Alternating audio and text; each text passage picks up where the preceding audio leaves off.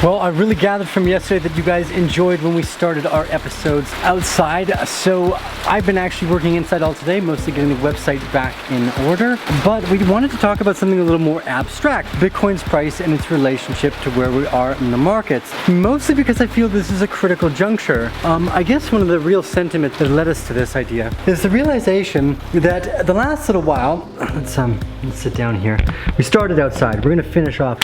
So we're not gonna look at any of the charts, we're just gonna the last week or two, for those of you that have been watching the show, we've been talking about the fact that we think we're in a fourth wave. Now, again, I don't want to use the charts here, so I'm going to do my best to just simply explain what I'm thinking. The markets right now are overwhelming into the idea that Bitcoin's going into really high price points. Even myself, the last little while, I've started to chart how I think we get to $50,000 and retrace quite quickly. Now, where we're sitting at right now, let's take the idea that maybe this isn't a fourth wave. Let's then instead imagine that the wave we just seen was the end of a fifth wave, not the fourth. Because if it was an extended fourth and we see an extended fifth and seventh, these are the steps into $50,000 Bitcoin that I think could be right around the corner. But just let's be a little pessimistic and, or I guess more importantly, let's just be real about the situation. We never really left the realm of possibility of $1,500 Bitcoin coming back. Now, I don't want to make conjecture on how I think we would get to $1,500, as I believe there's a hell of a lot more market momentum right now, but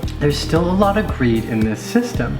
I think what we're about to see, and this is what I believe we're going to $50,000, is that the conjecture of smart money getting in. So let me explain what I mean by this. The average person still does not yet know about Bitcoin. Those that do are the ones that have already been in the circle to know that they should be investing in it. This means things like interest rates in the banks for taking out money, or the yield curve flattening and also starting to turn downwards, massive bank frauds in multiple different countries, and just the degradation of dollars in other countries. These are early signs that the markets as a whole are unhealthy. And this is why the people that know that Bitcoin is a great investment is because if it's the asymmetric hedge that it is supposed to be, we could see millions of dollars per Bitcoin. Again, needing a very small portion of your portfolio ever allocated to this idea, which would be important. The other real necessity is that every investor has to be able to understand the risk that Bitcoin could still go to not even $1,500, but let's say it zero. If we keep that on the table and we understand that a break below 7,700 here would totally nullify this fourth wave potential and higher that I have been thinking about, this would mean we've seen a very unhealthy B wave. These are both possibilities. How low we would go if a B wave corrects, who knows? 4,000, 3, 6, 1,500, who knows?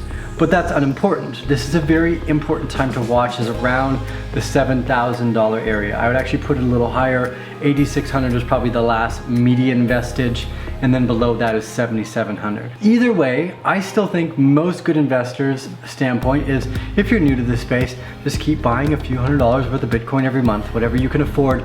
Let's say 5-10%. Right? Yeah, that's a good number. I'm going to agree with Anthony Pompliano here.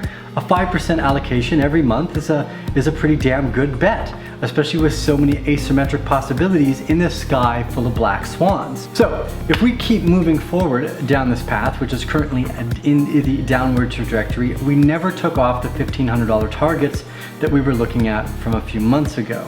All we did was add the potential for a higher target much faster in a very unhealthy market growth, none of which is out of the realm of possibility still. So we are right at that turning point in between, where if we go below 8,600 and start to touch the $7,000 area, this might not have been a fourth wave and is the end of a fifth, and we could see lower prices. How much lower? Every step of the way down would really tell us that story. But the more important story is that median vestige point right now where we're at. The risk assessment that I think everyone needs to ask themselves. If Bitcoin were to drop $1,500 in the next 2 or 3 months, would you buy more? Or would you be hurt by the process of it going down? Or on its way up to $50,000, would you be buying more? And this is kind of a question again that I think is important to understand risk. We always like investing in other businesses, right? We're still working on the SEO company, still got the Ginger Tonic business. I like building in general. We're trying to do the impact marketing campaigns. We're always doing consulting work. I work all the time. As we branch out into this realm of entrepreneurialism, and I think what is understanding what it is you want to be wealthy. I myself personally love living in the jungle. That I can just go outside and walk out here. I can be loud as shit in the middle of the jungle. Ain't nobody gonna call and complain. While it's raining, I can walk up into my bedroom and I can decide to turn myself on a jacuzzi. Oh, this has come from being an entrepreneur and risking many times and failing many times. But this is what we're gonna do. Tonight, I'm gonna read a book. I'm gonna enjoy what we've worked to build. Again, so why did I do this update? Oh yeah, remind everyone, do your risk assessments. Regardless of if Bitcoin's going higher or not in the long term, make sure you know that if we see another dip in the markets, you can make it through. Because the last thing we want to see is Bear family sacrifice to a winter that they could have potentially been warned about. So again, I just wanted to make sure that everyone knew there's still downside potential in these markets, so just be aware of that and know that if you're properly adjusted for your risk, you can A, be able to buy more of it when it gets lower, or B, enjoy the ride up. Stay with the Arcane Bear. I'm signing off for the rest of the day.